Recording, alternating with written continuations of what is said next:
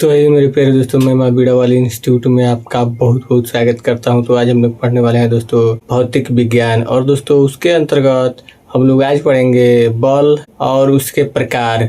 तो आइए दोस्तों पढ़ते हैं। तो आइए दोस्तों सबसे पहले देखते हैं बल। तो आइए दोस्तों देखते हैं कि बल किसे कहते हैं। तो वह प्रक्रिया जिसके द्वारा किसी वस्तु की विराम तथा गति की अवस्था में परिवर्तन किया जाता है उसे ही बल कहते हैं। यानी कि दोस्तों वह प्रक्रिया जिसके द्वारा किसी वस्तु की अवस्था में परिवर्तन किया जाता है, विराम तथा गति की अवस्था में परिवर्तन किया जाता है, तो उसे ही दोस्तों बल कहते हैं। पहला है दोस्तों संतुलित बल। संतुलित बल का मतलब होता है दोस्तों कि बराबर बल, यानी कि जहाँ पर बराबर बल लग रहे हो उसी को बोलते हैं दोस्तों संतुलित बल। संतुलित का मतलब होता है बराबर। जब किसी वस्तु पर कई बल एक साथ कार्य कर रहे हों तथा परिणामी बल शून्य हो तो उन बलों को संतुलित बल कहते हैं। यानी कि दोस्तों जब किसी भी वस्तु पर एक साथ कई बल कार्य कर रहे हों तथा परिणामी का मतलब होता है दोस्तों कि नतीजा, यानी कि दोस्तों जो रिजल्ट निकल रहा हो वह शून्य हो यानी कि 0 हो, तो उस बलों को कहते हैं दोस्तों संतुलित बल।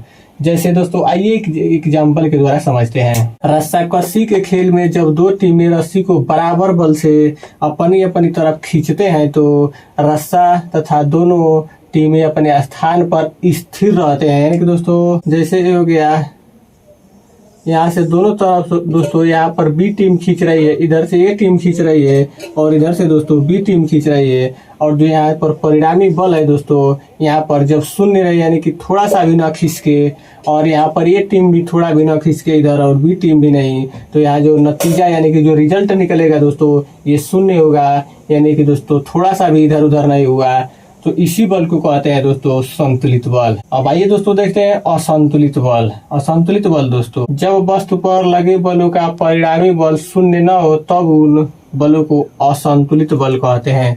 और का मतलब होता है दोस्तों कि नहीं, और संतुलित का मतलब होता है दोस्तों कि संतुलन यानी कि बराबर, यानी कि बराबर नहीं, यानी कि जो बराबर बल नहीं लगता है उसी को बोलते हैं दोस्तों असंतुलित बल। यानी कि किसी भी वस्तु पर जब बल लगाया जाता है और उसका परिणाम यानी कि नतीजा जो है उस शून्य ना हो तो उसी को बलों को कहते हैं दोस्तों असंतुलित बल। यानी कि दोस्तों इस बार शून्य ना हो करके या तो घट जाएगा या तो बढ़ जाएगा, तो उसी को बोलते हैं दोस्तों असंतुलित बल। दोस्तों अब आइए उदाहरण के द्वारा समझते हैं। उदाहरण है दोस्तों कि रस्साकशी में यदि एक टीम दूसरी टीम से शक्तिशाली है तो वह रस्से को तथा दुर्बल टीम को अपनी ओर खींच लेती है। यानी कि दोस्तों जब रस्साकशी के खेल में जब एक टीम दूसरी टीम से शक्तिशाली हो जाती है तो रस्सी को तथा दुर्बल टीम को अपनी ओर खींच लेती है, तो इसी को बोलते हैं दोस्तों असंतुलित बल, यानी कि बराबर नहीं बल। जैसे दोस्तों ये हो गया,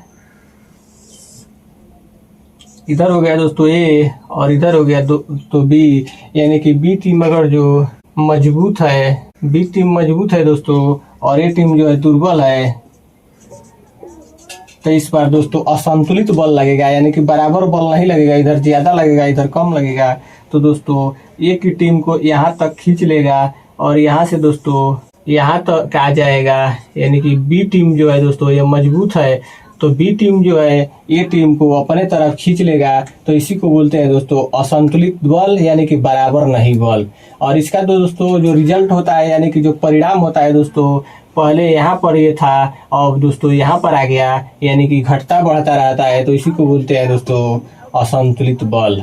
इस बार इसका यहाँ पर तो यहाँ पर रिजल्ट शून्य आ रहा था क्योंकि बराबर ही था, आगे पीछे नहीं हो रहा था, लेकिन यहाँ दोस्तों हुए पहले था यहाँ लेकिन अब यहाँ हो गया, तो इसका रिजल्ट है यानी कि जो परिणाम है, जो नतीजा है वो दोस्तों बदलता रहता है।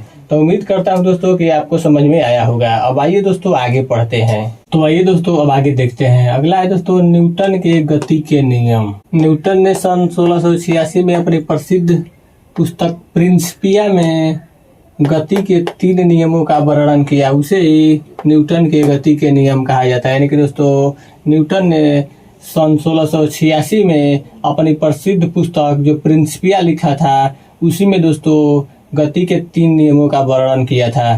तो आइए दोस्तों देखते हैं कौन कौन से नियम है। तो यह दोस्तों पहला नियम, यानी कि न्यूटन के गति का पहला नियम है, यदि कोई वस्तु विराम अवस्था में है तो वह विराम अवस्था में ही रहेगी जब तक कि उस पर कोई बाह्य बल लगाकर उसकी वर्तमान अवस्था में परिवर्तन न किया जाए। यानी कि दोस्तों कोई भी वस्तु अगर जो विराम अवस्था में है तो वह विराम अवस्था में ही रहेगी।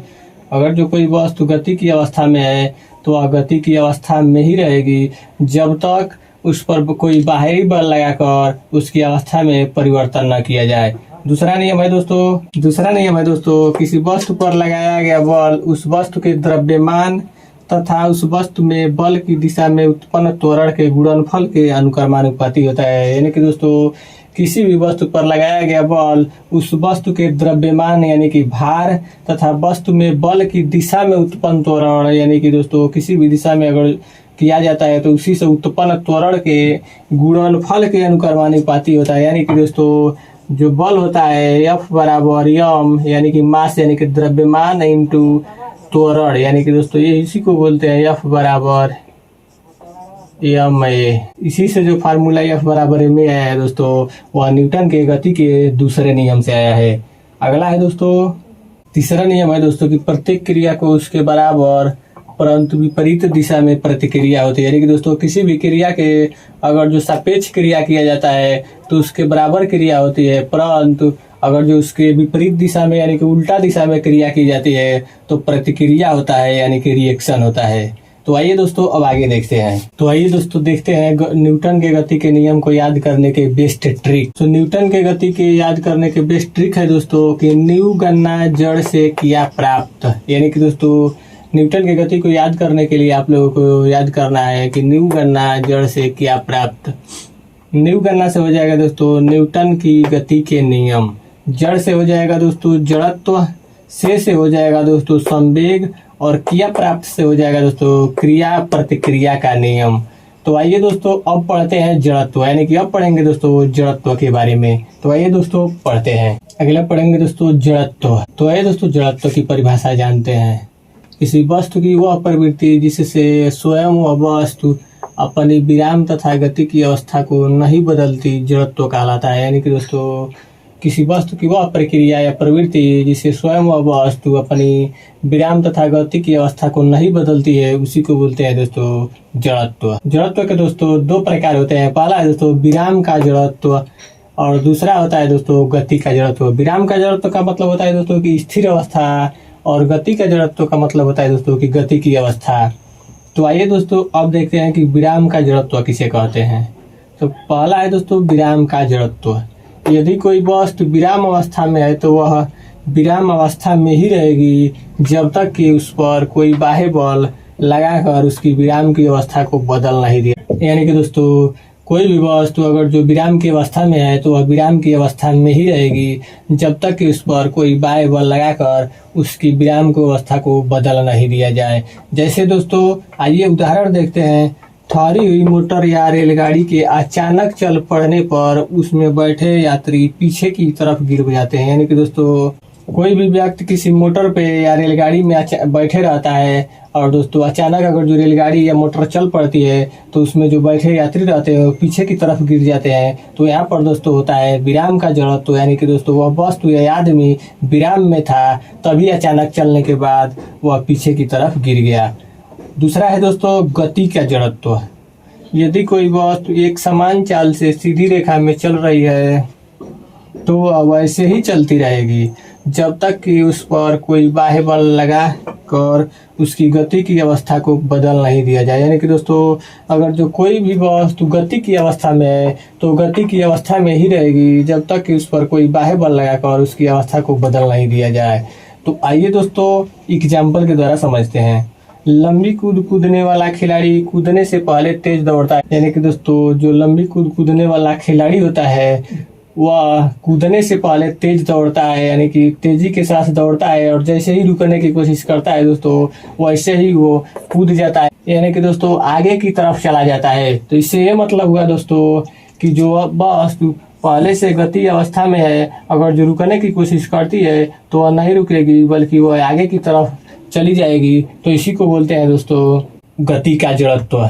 तो उम्मीद करता हूँ दोस्तों कि आपको समझ में जरूर आया होगा। तो दोस्तों आज बस यहीं तक, फिर मिलते हैं अगले दिन ऐसे ही बेसिक क्लास के साथ। धन्यवाद।